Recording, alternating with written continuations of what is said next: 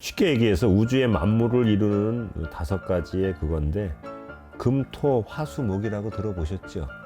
쇠를 뜻하는 금, 흙을 뜻하는 토, 불을 뜻하는 화, 물을 뜻하는 수, 나무를 뜻하는 목. 부인도 화가 많고 남편도 화가 많아요, 불이. 그럼 다혈질이란 말입니다. 폭행이나 이 어떤 강력 범죄자가 많아요.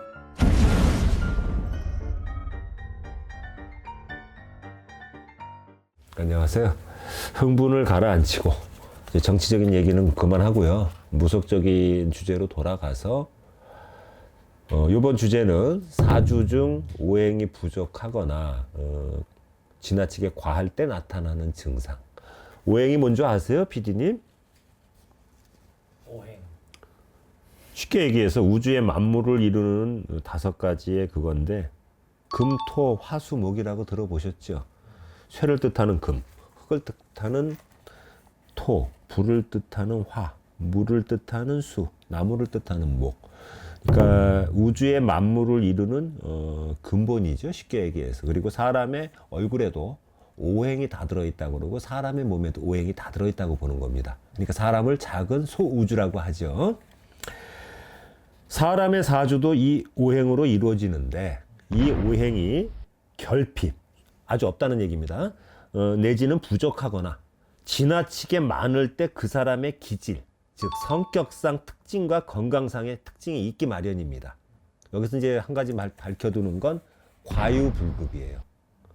물이 많은 사람과 4개, 5개 되는 사람과 물이 0개나 1개 정도 없는 사람과는 똑같은 거예요. 부족한 거하고 너무 많은 거는 같게 보는 겁니다. 그게 과유불급이에요. 사주에 이 오행이 골고루 들어있는 것이 가장 이상적이에요. 역학적으로 얘기하면 오행구족이라고 그러는데 오행이 골고루 들어있는 사람들이 건강이 무난해요. 편중되지 않고. 부부간의 궁합도 이 서로 부족한 오행을 또 따져보는 궁합이 있어요. 쉽게 얘기할게요. 여자가 불이 많아요. 화가 사주에. 근데 남자까지 불이 많아요. 잘 살까요? 못 살까요? 과유불급. 그거보다는 이거예요. 이재마의 사상의학을 보면 우리 뭐 태양인, 태음인, 소양인, 소음인 나누잖아요. 내가 엉큼한 얘기를 하려고 하는 게 아니고 그 여자가 몸이 뜨거워요. 근데 남자도 몸이 뜨거우면 같이 이렇게 침대 위에서 자다가 부부간에 서로 뜨거우니까 밀쳐낼 거 아닙니까? 근데 한 사람은 몸이 차고 한 사람은 뜨거우면 특히 겨울 같은 땐 포근이 안기면 따뜻하고 뭐 내가 49금 얘기를 하려고 하는 게 아닙니다. 끌어당길 거 아니에요. 서로 반대로 만나는 게 좋은 겁니다. 쉽게 얘기해서 또 한 가지 성격적으로도 부인도 화가 많고 남편도 화가 많아요, 불이. 그럼 다혈질이란 말입니다. 그럼 다혈질인 사람끼리 만나면 어떻게 돼요? 친구 간에도 옛날에 학창시절에 보면 서로 반대인 성격이 잘 놀잖아요.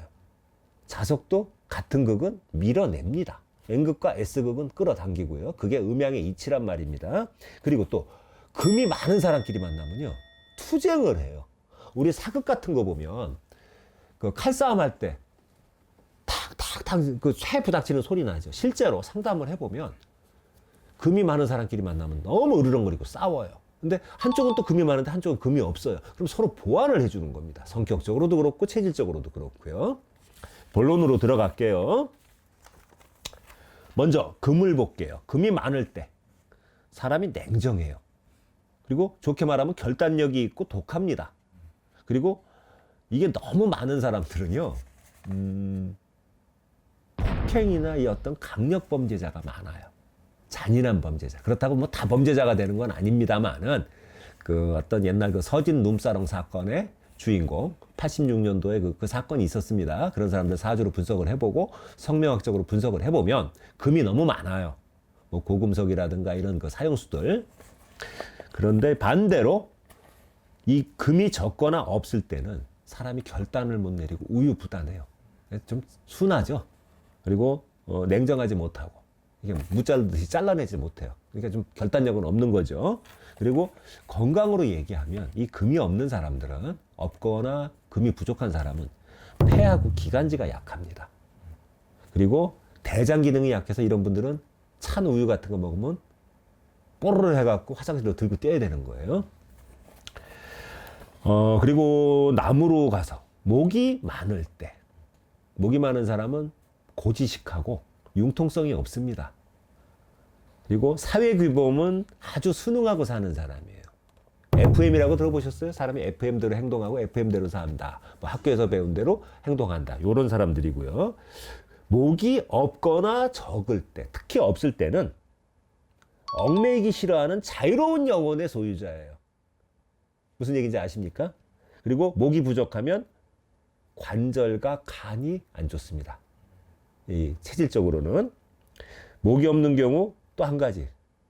이건 뭐 역학에서 배우고 이런 게 아니고 제가 이렇게 오랜 세월 9년 7개월간 상담을 하다 보니까 느낀 건데, 남자고 여자고 목이 없는 사람들이 뭐 100이면 100명 다 그런 건 아닙니다만은 많은 프로테이지, 퍼센테이지로 봤을 때 한 85%, 90%가 애정운이 약해요. 배우자를 못 만난다든가 결혼을 해도 끝까지 못 살고 이렇게, 아니면 일찌감치 조론을 하고 따로따로 산다든가. 그러니까 목은 좀 한두 개는 있는 게 좋습니다.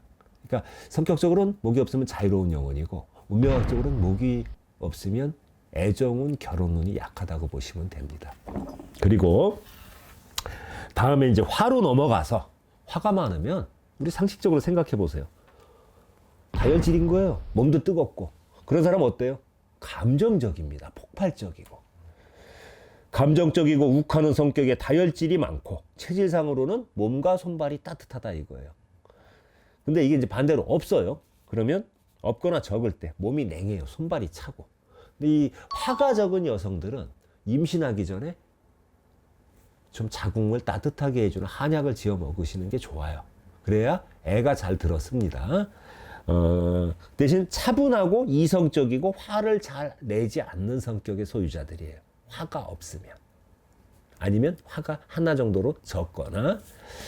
그리고 이제 다음으로 넘어가서 물을 뜻하는 수가 되는데, 수가 지나치게 많을 때는요, 없는 거하고 똑같은데, 신장, 콩팥을 얘기하는, 그 다음에 자궁, 남자로 말하면 전립선, 방광, 이런 혈관계통, 순환기가 약해요.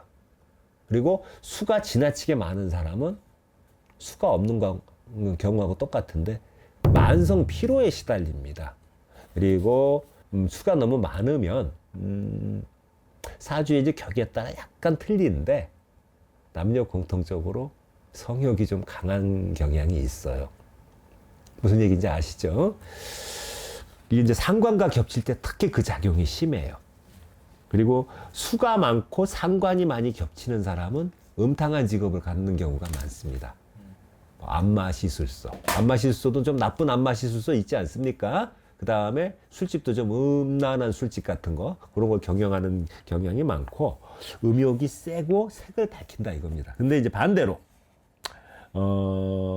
수가 없을 때, 적거나 없을 땐 체력이 약하고 조금만 일해도 피곤한, 예, 그런 경향이 있어요. 그리고 좀 글쎄요, 여태까지 보면서 느낀 거는 수가 아주 없는 것보단 그래도 한 개 이상은 있어줘야 그 사람이 좀 건강하다고 보이더라고요. 그리고 마지막으로 토로 넘어가서 흙을 뜻하죠. 이게 없거나 적을 때는 마음이 좀 옹졸해요. 그리고 잘 삐지는 성격. 그리고 이 토가 없는 사람은 피부가 좀 거칠고 여드름이 잘 나요. 사춘기 때. 이 뼈두락지 같은 거. 그리고 이 토가 많을 때는요, 마음이 너그럽고 피부 색깔의 희고 검은 걸 떠나서, 피부색 톤을 떠나서 피부가 부드럽고 윤기가 있습니다.